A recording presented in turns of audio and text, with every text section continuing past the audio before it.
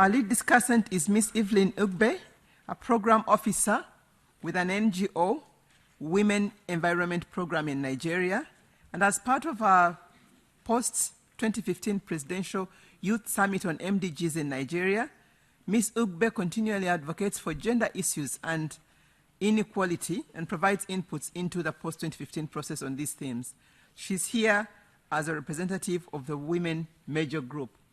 Evelyn, the floor is yours. Thank you so much for bringing in the voice of youth and women in the debate. The floor is yours. Good afternoon, everyone. I want to express deep appreciation to this panel for inviting me. And most importantly, this has given a platform to mainstream young people and youths into the process. A lot of points were mentioned here, and the ones I found quite inspiring was that which said we need to do things differently. First, through establishment of incentives. We always talk about sanctions, and this time around, we're doing things differently. Incentive will serve as a motivator. We also talked about political leadership, which I find equally very significant, because commitments might be made, resolutions might also be made, but as long as the political leadership is lacking, the expected change might not trickle down to those it's supposed to meet. So I'm speaking on behalf of Women Major Group and also Women Environmental Program. We would have to note that challenges still exist in actualizing gender equality and full human rights of women and girls. Over the last few years, there have been a lot of new commitments, but all has ended up in political rhetoric. The much needed change has not been actualized in terms of gender equality. Using Nigeria as an example, we've had a continuous diminishing representation of women in politics, particularly in elective positions. When women are not nominated, particularly at their party level, it trickles down to the national level. This sort of resonates the weaknesses of political leadership. Of course, we have the 35% affirmative action, but so far, how realistic has that been, particularly in elective position? Then, as points for challenges that the SDGs might sort of experience, over the last decade, we've had issues of conflict and natural disasters. I'm sure everyone is conversant with the Boko Haram crisis in Nigeria. And the implication of that is that in the next few decades, we are going to be focusing more on immediate needs, like providing food and shelter, particularly for those who are affected by this conflict. And we might not, if we're not careful, we might not really engage in more sustainable projects. So we should note that the short-term and long-term interventions should be embarked on hand in hand. Then another issue is ability to meet energy needs. This issue particularly affects women who are in search of cooking energy. Finding energy needs that are particularly affordable it's really a challenge, particularly in Nigeria.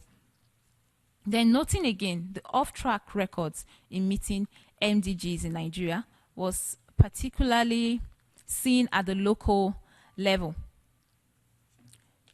We should be mindful that the needs of the local level should be integrated into the national plan in terms of budget, and that should be done transparency and upholding the principle of accountability. So I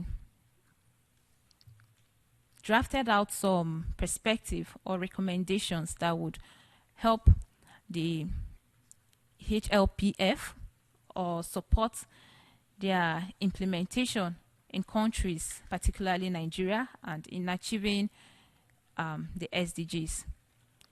First, we need to review the architecture by creating an integrated multi-level architecture that could support the national level of implementation. I would also advise the HLPF to be time bound, meaning national actions should meet particular goals within a specific period of time through regular national reviews.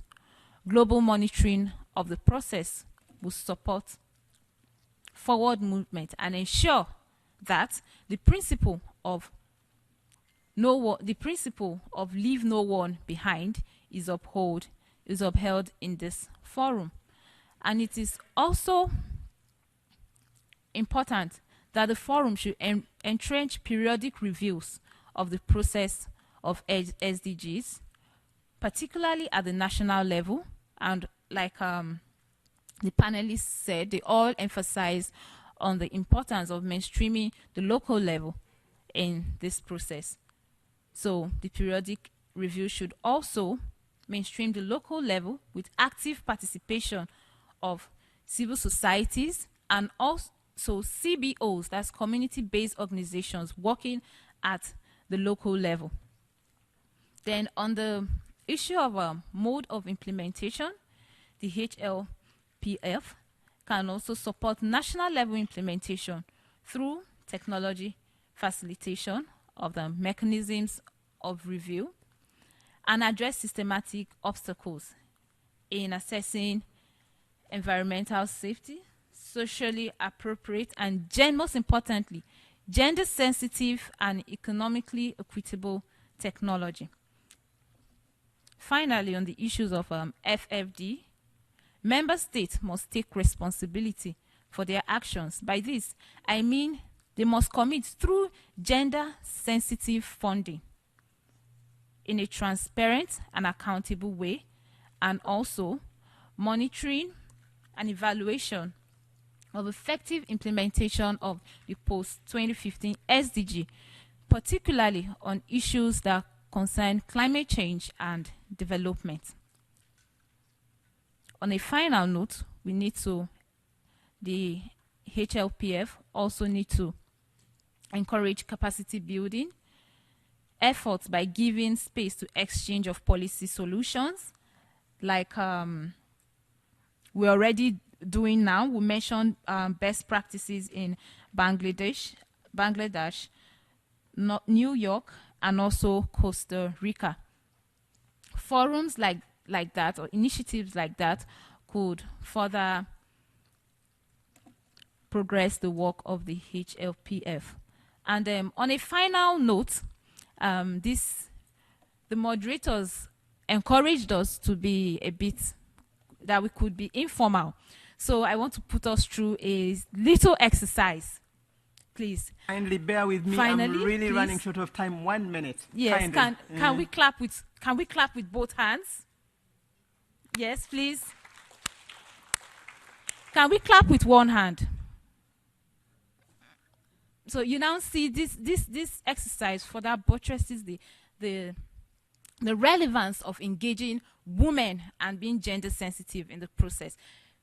We've been clapping with one hand by not Thank you engaging very women much, in the process. Evelyn. Thanks a lot. With both hands, we are actually engaging both sexes in the process. Thank you. Thank you.